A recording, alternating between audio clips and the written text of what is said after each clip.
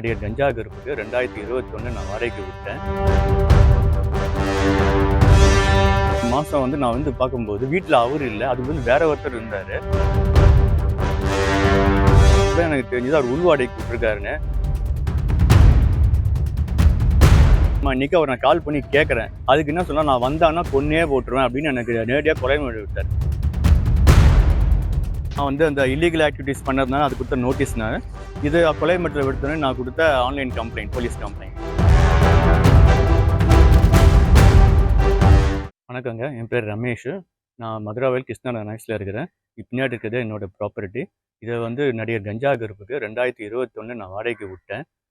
முதல் 2 வருடங்கள் அவர் வாடகை ஒழுங்காக கொடுத்தாரு. அடுத்த வருடங்களுக்கு தொடர்ந்து அவர் வாடகை கொடுக்கவே இல்லை. நான் இப்போல்லாம் அது கேட்கும்போது நான் கொடுத்துறேன்னு சொன்னார். கடந்த வருடம் ஜனவரி மாதம் என்னோட ஓன் பர்பஸுக்காக தான் நான் வீடை கேட்டேன், நீங்கள் காலி பண்ணி கொடுத்துருங்க அப்படின்னு. அப்போ இதுக்கு காலி பண்ணி சொன்னார், ஆனால் பண்ணவே இல்லை. ஆனால் செப்டம்பர் மாதம் நான் பார்க்கும்போது வீட்டில் அவர் இல்லை, அதுக்கு வேற ஒருத்தர் இருந்தார். அவர் என்னன்னு கேட்டால், நான் 1000 ரூபாய்க்கு நான் இருக்கிறேன் அப்படின்னு சொன்னார். அப்போ தான் எனக்கு தெரிஞ்சது அவர் உள்வாடகைக்கு விட்டுருக்காருன்னு. அப்போ அந்த டைம் நான் பார்த்தேன், வீடு ஃபுல்லாக மதுபான பாட்டில்களும் பீர் பாட்டிலும் தான் கப்பல் அடிக்க வச்சு கிட்டத்தட்ட ஒரு லாட்ஜ் மாதிரி இருந்தார். உடனே நான் என்னோட சைட்லேருந்து ஒரு நோட்டீஸ் லெட்டர் அனுப்பிச்சேன். அதுக்கான ப்ரூஃப் என்கிட்ட இருக்குதுங்க. அதுக்கு உடனே அவங்க மனைவி எனக்கு தொடர்பு கொண்டாங்க. என்ன சொன்னாங்கன்னா, நான் கார்த்திகை 20க்குள்ளே நான் காலி பண்ணி கொடுத்துட்றேன், வாடகை பாக்கி எல்லாம் செட்டில் பண்ணிடுறேன் அப்படின்னு சொன்ன வாய்ஸ் ரெக்கார்டு என்கிட்ட இருக்குது சொன்னாங்க. ஆனால் அதுக்கப்புறம் சொந்தக்கார ஒருத்தர் வந்தார். வீட்டில் இருக்க ஸ்கிராப் திங்ஸை விற்று நான் செட்டில் பண்ண சொல்லியிருக்காங்க அப்படின்னு சொல்லி போனார். ஆனால் உள்ளே இருக்க ஸ்கிராப் திங்ஸ்லாம் பார்த்தீங்கன்னா கிட்டத்தட்ட ஒரு 15,000க்கு மேலே பெருமாளுங்க. ஆனால் அதுக்கு 3 லட்சம் ரூபாய்க்கு கழிச்சுக்கொன்னு சொல்கிறாங்க. கார்த்திகை முடிஞ்சது, மார்கழி, ஜனவரி அப்புறம் ஒரு கான்டாக்டும் அதுக்கப்புறம் இல்லை. ஓகேங்களா. அதுக்கப்புறம் நான் செவ்வாய்க்கிழமை அன்றைக்கி அவர் நான் கால் பண்ணி கேட்குறேன், என்னங்க வீடு எங்கே இது பண்ணுங்க, எப்போ காலி பண்ணுவீங்க, அமௌண்ட் எப்போ கொடுப்பீங்க அப்படின்னு. அதுக்கு என்ன சொன்னால், நான் வந்தான்னா கொன்னே போட்டுருவேன் அப்படின்னு எனக்கு நேரடியாக கொலை விட்டார். அதுக்கான வாய்ஸ் மெசேஜ் ரெக்கார்டிங் என்கிட்ட இருக்குது. ஓகேங்களா.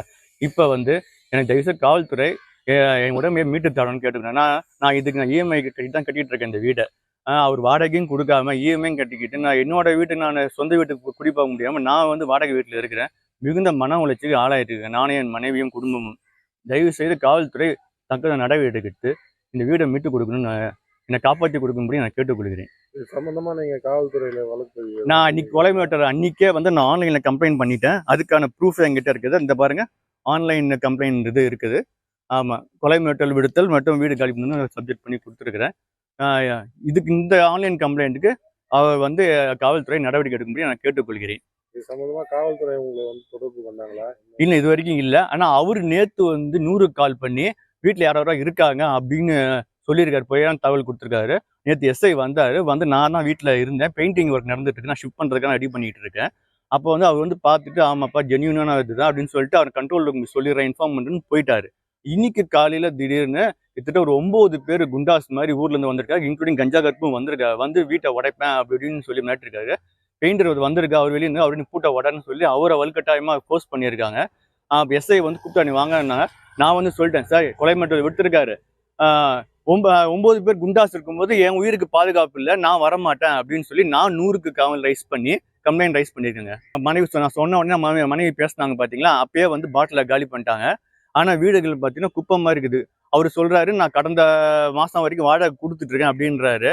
ஆனால் அவங்க மனைவி வாடகை பாக்கி இருக்குதுன்னு சொன்னதை என்கிட்ட ப்ரூஃப் இருக்குது.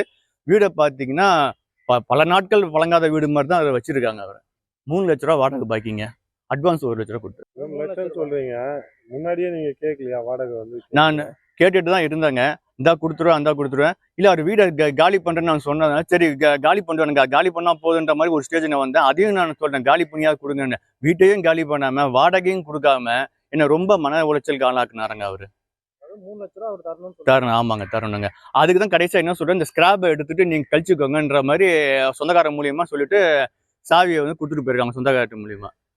நாங்கள் திறந்து பார்க்கும்போது தான் தெரிஞ்சுது அது ஸ்கிராப். என்னை பொறுத்த வரைக்கும் அது ஸ்கிராப் தாங்க. அவர் சொல்கிறாரு, அவர் 3 லட்சம் எப்படிங்க கழிச்சிக்க முடியும் அந்த பொருளை?